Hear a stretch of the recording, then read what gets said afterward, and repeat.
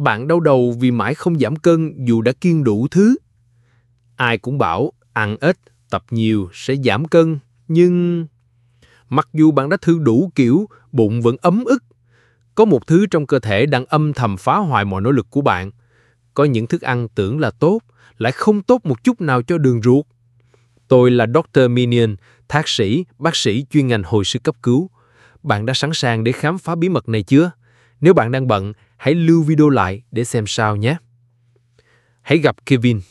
Đồng hồ báo thức đã reo lần thứ 3, nhưng Kevin không tài nào kéo nổi cơ thể mình ra khỏi giường. Cảm giác nặng trĩu không phải đến từ cơn buồn ngủ, mà dường như phát ra từ chính giữa bụng cậu. Lê mình đến trước gương, Kevin thở dài ngao ngán. Chàng trai trong gương trông thật thảm hại.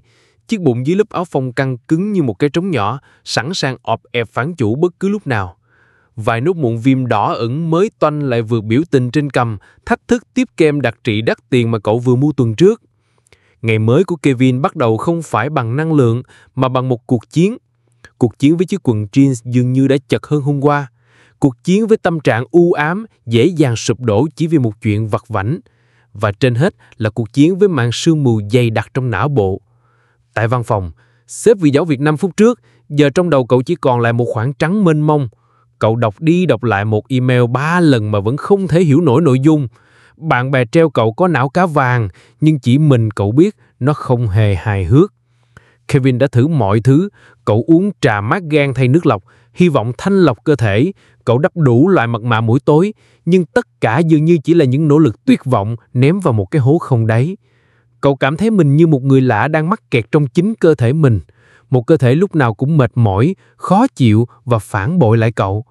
Cậu ta đang mắc một hội chứng gọi là dysbiosis, hay nói cho dân dã là loạn khuẩn đường ruột.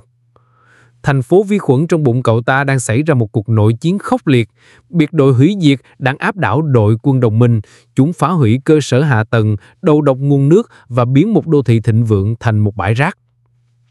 Đường ruột và hệ vi sinh vật đường ruột, gut microbiome, đóng vai trò quan trọng trong sức khỏe tổng thể của con người. Hệ vi sinh vật đường ruột bao gồm hàng nghìn tỷ vi sinh vật sống trong đường tiêu hóa, ảnh hưởng đến tiêu hóa, hệ miễn dịch, chuyển hóa và thậm chí cả tâm trạng. Chế độ ăn uống là một trong những yếu tố quan trọng nhất có thể điều chỉnh được để cải thiện sức khỏe đường ruột. Đây là các thực phẩm tốt cho sức khỏe đường ruột. Lưu video lại để cải thiện cho bữa ăn nhé. Thực phẩm tốt cho sức khỏe đường ruột. 1. Thực phẩm giàu chất xơ. Chất xơ dinh dưỡng là nguồn thức ăn chính cho vi khuẩn có lợi trong đường ruột. Nghiên cứu cho thấy, chất xơ thúc đẩy sự đa dạng của vi sinh vật đường ruột và sản xuất các axit béo chuỗi ngắn có lợi. Nguồn chất xơ tốt nhất: rau củ quả đa màu sắc, đậu các loại, đậu lăng, hạt và các loại hạt khô, ngũ cốc nguyên hạt, yến mạch, gạo lứt, trái cây tươi như táo, chuối, quả mọng. Nghiên cứu gần đây cho thấy việc tăng lượng chất xơ tiêu thụ trong vòng 2 tuần có thể tạo ra những thay đổi tích cực trong thành phần vi sinh vật đường ruột, bao gồm tăng các vi khuẩn phân hủy chất xơ như Bifidobacterium và Lactobacilli. 2. Thực phẩm lên men. Thực phẩm lên men cung cấp vi khuẩn sống có lợi cho đường ruột. Một nghiên cứu được phát biểu trên tạp chí Cell cho thấy chế độ ăn giàu thực phẩm lên men trong 10 tuần làm tăng đa dạng vi sinh vật đường ruột và giảm các dấu hiệu viêm. Thực phẩm lên men được khuyến nghị: sữa chua tự nhiên có chứa men sống, kim chi, dưa cải bắp, miso. 3. Thực phẩm giàu polyphenol. Polyphenol là các hợp chất thực vật có tác dụng chống oxy hóa và chống viêm mạnh mẽ. Chúng hoạt động như prebiotic, nuôi dưỡng vi khuẩn có lợi trong đường ruột.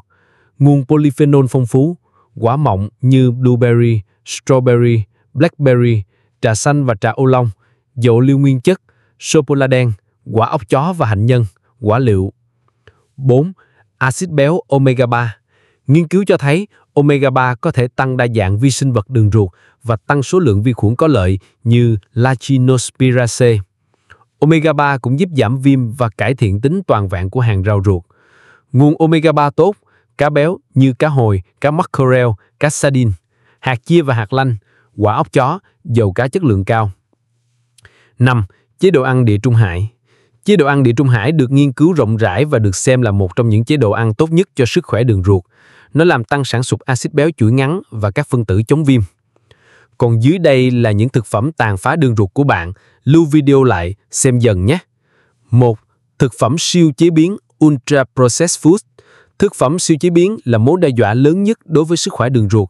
Nghiên cứu trên hơn 116.000 người cho thấy việc tiêu thụ 5 phần hoặc nhiều hơn thực phẩm siêu chế biến mỗi ngày làm tăng 82% nguy cơ mắc bệnh viêm ruột.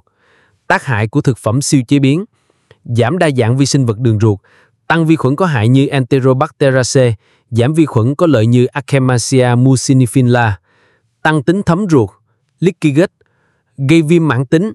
Thực phẩm cần tránh: đồ ăn nhanh và thức ăn đóng gói, kẹo, bánh ngọt công nghiệp, nước ngọt có ga, thịt chế biến như xúc xích, ham, snack đóng gói.